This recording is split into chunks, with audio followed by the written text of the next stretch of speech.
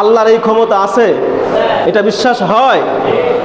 এইটা বিশ্বাস করার জন্য মানুষ যারা নাস্তিক তারা তো বিশ্বাস করে না, বেশি দূরে যাওয়া লাগবে না। এই গত কয়েকদিন আগে ভারতে হায়দ্রাবাদে একটা বিমান দুর্ঘটনায় সেই বিমানটা বিধ্বস্ত হয়ে গেছে, আপনারা শুনছেন না?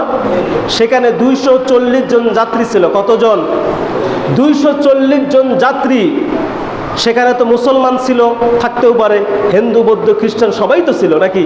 বিশেষ করে যেহেতু ভারত হিন্দু দেশ, তো ওখানে হিন্দুই থাকার কথা বেশি। তো এই 240 জন যাত্রীর ভিতরে 239 জন যাত্রী মারা গেছে, শুধু একজন যাত্রী জীবিত ছিল। বলেন আল্লাহু আকবার। সে নিজেই বর্ণনা দিয়েছে যে এটা আমি অলৌকিকভাবে বাঁচা ছাড়া আমার নিজের কোনো কারিশমা নাই, নিজের কোনো ক্ষমতা ছিল না। কারণ যেখানে 240 জন যাত্রীর ভিতরে ওই 239 জন মারা গিয়েছে, আমি একমাত্র কিভাবে বেঁচে গেছি এটা একমাত্র কে জানে? জোরে বলেন, কে জানে? আল্লাহ যে আছে, আল্লাহ যে সব কিছু করতে পারে, এই বিশ্বাস হয়?